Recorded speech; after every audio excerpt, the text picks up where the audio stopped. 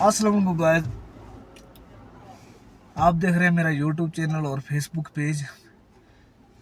मैं आज लेह लद्दाख में हूँ। लेह सिटी में, लद्दाख तो बहुत बड़ा है। मैं लेह सिटी में हूँ आज। तो आज मैंने बोला कि आपको लेह पैलेस दिखाया जाए, जो यहाँ के राजा में राजा थे पुराने वाले ना, तो उनका वो महल बना हुआ है, बहुत पुराना है। तो वो मैं आज आपको दिखाने जा रहा हूँ। ये लद्दाखी लोग तो उसको बोलते हैं पैलेस, तो हम बोलते हैं महल, जो पुराने लोग ज़माने का है। मैं आज वही दिखाने जा रहा हूँ। और वीडियो को शेयर और लाइक और सब्सक्राइब करें। चलो हम शुरू करते हैं। अभी हमारा सफ़र कितना है, हम आधे घंटे में वहाँ पे पहुँच जाएंगे। यहाँ से नज़दीक ही है, तो आधे घंटे में हम पहुँच जाएंगे। तो आप हमारे साथ बने रहिए।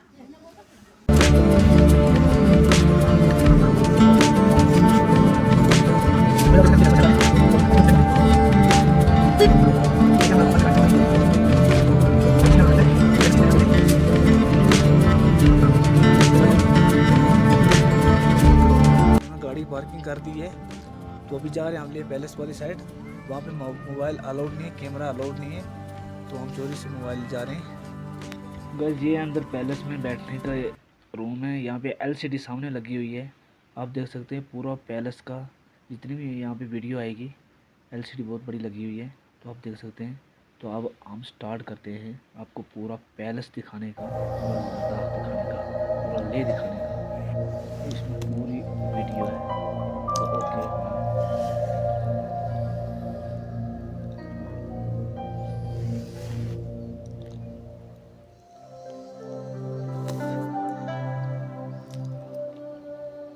भारत का उत्तरी राज्य जम्मू व कश्मीर 3 भागों में विभाजित है: जम्मू, कश्मीर व लद्दाख। भूमि क्षेत्र के अनुसार लद्दाख इस राज्य का सबसे बड़ा प्रदेश है, परंतु यहाँ की जनसंख्या बहुत कम है। लद्दाख समुद्री स्थल से लगभग 11,500 फुट की ऊंचाई पर स्थित है और इतनी ऊंचाई पर होने के कारण यहाँ की सर्दियाँ बड़ी कड़ाके की होती है। इस कारण सर्दियों में यहाँ का न्यूनतम तापमान गिरकर -30 डिग्री सेल्सियस तक चला जाता है, लेकिन गर्मियों में यहाँ का मौसम बहुत सुहावना और खुशगवार होता है। दुनिया भर से पर्यटक इन दिनों यहाँ आते हैं और यहाँ की खूबसूरती का खूब आनंद लेते हैं। यहाँ की वादियों, झीलों, महलों और गोम्पाओं की खूबसूरती और अनोखापन देखकर लोग बार बार यहाँ खिंचे चले आते हैं।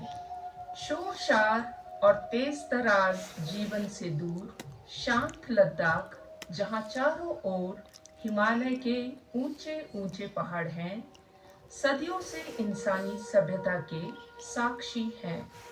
ये पहाड़ सैकड़ों साल पुराने लद्दाख के इतिहास के चश्मदीद गवाह हैं। आसमान को छूती और बर्फ से ढकी ये चोटियां आज भी लद्दाख के आन के लिए एक पाबंद और जागरूक सिपाही की तरह खड़ा है। यहाँ की बलखाती हुई नदियाँ कितने ही नई पुरानी सभ्यताओं को आते जाते देख चुके हैं। मचलती सिंधु नदी आज भी इन सभ्यताओं के वारिस को संवारे हुए हैं। यहाँ तक कि भारत का इंडिया नाम भी इसी नदी यानी सिंधु अथवा इंडस नदी की ही देन है। आज भी इन पुराने कदरों को अपने दिलों में सजाए यहाँ के वासी अपने आप पर और अपनी सभ्यता पर गौरव महसूस करते हैं। लद्दाख का जिक्र आते ही लेह का 9 मंजिला शाही महल मस्तिष्क में घूमता है। लेह की चौखट पर कदम रखते ही लेचन स्पलखर यानी ले महल पर्यटकों के आकर्षण का केंद्र बनता है और बड़ी शान से अपनी बाहें फैलाए हमारा स्वागत करता है। ऐसा कहा जाता है कि 16वीं शताब्दी के मध्य में लद्दाख के प्रसिद्ध और होनहार राजा सिंगे नमग्याल ने लद्दाख की हुकूमत की बागडोर अपने हाथों में ली। अपने पिता राजा जमयाल नमग्याल की निशानदेही की हुई पहाड़ी पर सलाह मशवरे से एक ऐतिहासिक महल बनवाने का फैसला हुआ। लामा त्सोग रिम्पोछे ने भूमि पूजन कर बलाओं को दूर किया और यूं इस महल के निर्माण का काम शुरू हुआ, जिसे पूरा होने में पूरे 3 साल का समय लगा। बल्तिस्तान के एक प्रसिद्ध कारीगर चंदन अली सिंगे, जो कि शिंखन चंदन के नाम से भी लोकप्रिय था, को महल के निर्माण का कार्य सौंपा गया। उनकी हुनर और कला में निपुणता न सिर्फ सराहनीय है, अपितु पूरे हिमालय क्षेत्र में इस शानदार महल के मुकाबिल का कोई दूसरा इमारत या भवन मौजूद नहीं है। महल बनाने के लिए आवश्यक सामान को आसपास के प्रांतों से लाया गया, जिसका जिक्र लद्दाख के लोक गीतों में भी पाया जाता है। लेह के नज़दीक फ्यांग गांव से अधिक इस्तेमाल में आए पत्थरों को लाया गया। इसी तरह लकड़ियों को लद्दाख के हर हिस्से से मंगवाया गया, जिसमें ज़ंस्कर भी शामिल है। यूं कहा जाता है कि ज़ंस्कर से लकड़ियों को नदी में बहा दिया जाता था और येमो गांव में इन बहती हुई लकड़ियों को इकट्ठा कर लिया जाता था। 16वीं सदी की इस कारीगरी की महल में इतनी बारीकी से हर काम को तराशा गया है कि इसके बनने के 400 साल बाद आज भी उतनी ही खूबसूरती और शान से खड़ा है।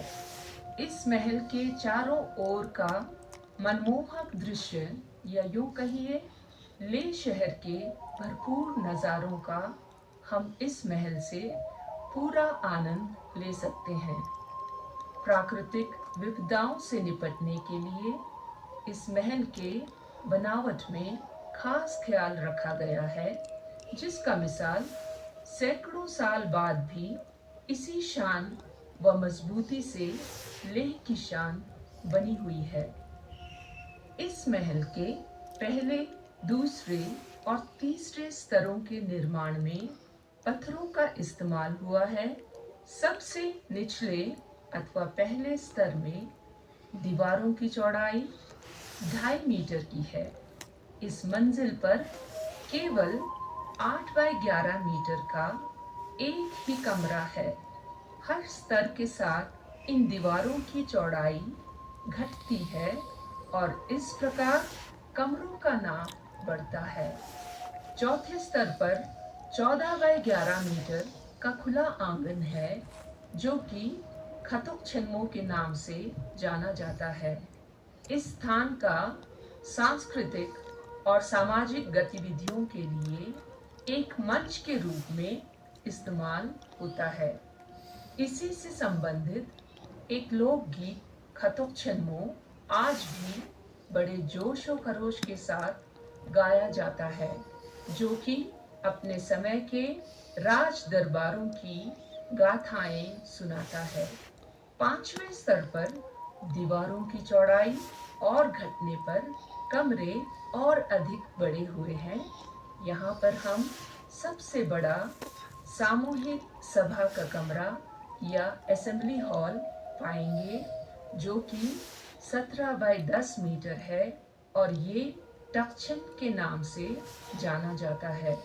छठे और 7वें स्तर से इस शाही महल के निर्माण में मिट्टी के ईंटों का इस्तेमाल आरंभ होता है, ताकि महल की नींव पर बोझ न पड़े।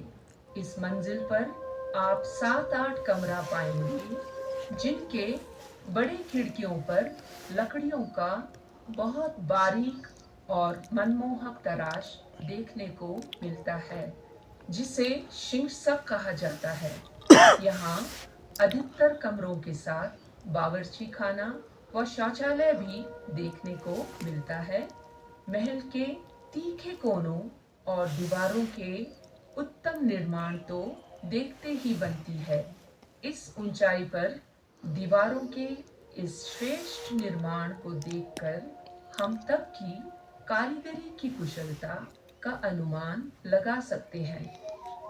गिनती के 9 अंक को लद्दाख में बहुत शुभ और मंगलमय माना जाता है।